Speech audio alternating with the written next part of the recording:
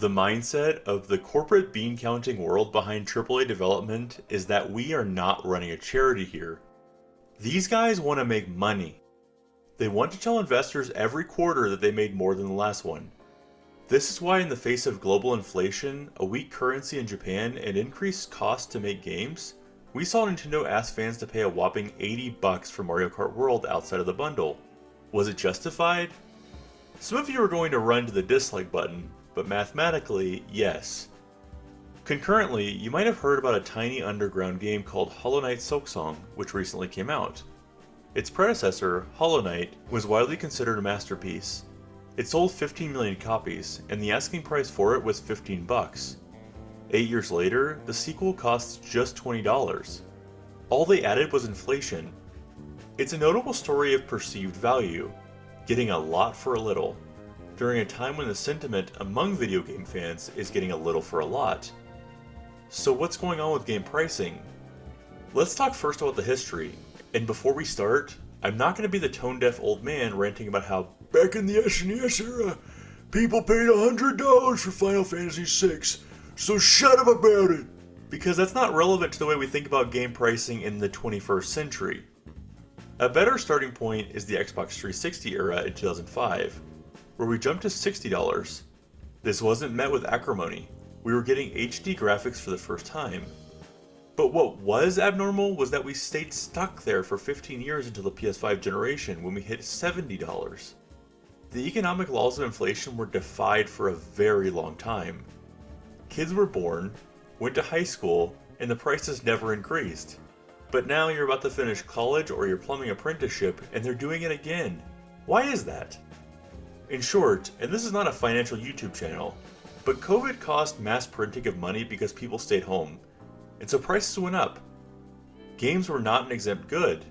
The main problem is that the rate of inflation was high for such an extended period that the jump to $70 quickly became insufficient. That $70 in 2020 money is now $88 in 2025. I'm no fan of paying more, but I do recognize the truth. That long-term destructive monetary environment made it so that our spending money was worth less. At the same time, while I said there was a mathematical reality, I also empathize with consumers out there. While inflation has created high prices, we're doubly hit by wage stagnation. That means that while prices for games, food, and everything else goes up, more than likely your paycheck has not.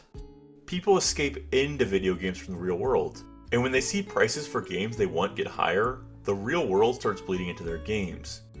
That's why I think the reaction has been so strong. People can't escape from this even in their favorite pastime. That $100 for GTA 6 is going to eat someone's food budget out there. This isn't 2004 or 2005 anymore.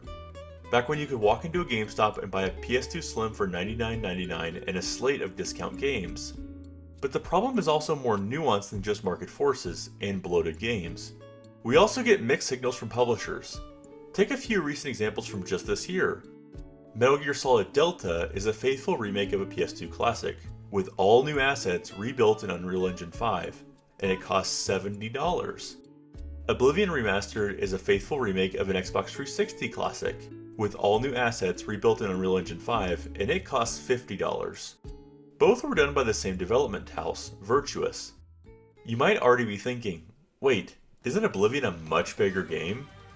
2 games, same tech, 2 different prices. It all seems arbitrary and like a dartboard was used in the process. Even the price tags we get now that aren't $80 don't add up. And that feels like a scam. They think we're stupid. So, are games too expensive now? Well, I think it depends on who you are. If you make 60 grand, live in a high cost of living area, and want to play a bunch of new AAA releases, yeah, I think you aren't going to be in a good financial position. Hell, you might not be even without the games. But at the same time, you could get Game Pass or PlayStation Plus, buy discount games, and just keep your head above water. Play indie games like Hollow Knight Silksong if you really want to stick it to the man. I made this video because I see people all the time say, Nintendo or Sony are so greedy, or the prices are just ridiculous. And while I hear you, it is an oversimplification. Those companies exist to make money. They always have. Could they do more to assuage consumers' lack of spending power? I think so, In my recent video regarding the PS5 Slim, I called on Sony to not raise hardware prices because they're making a fortune on software sales. They didn't listen to me, of course, but it wasn't sheerly out of greed. The market forces I explained are very real, and they have to make tough decisions right now. But I also understand why people out there don't care. $80 Mario Kart, $100 GTA 6. That is not just numbers on the PlayStation Store. That's dinner money, that's rent money, and we feel it every time. But let me know what you think down below. Are games too expensive? Are these companies just greedy? And if you like this video, don't forget to like and subscribe. See ya!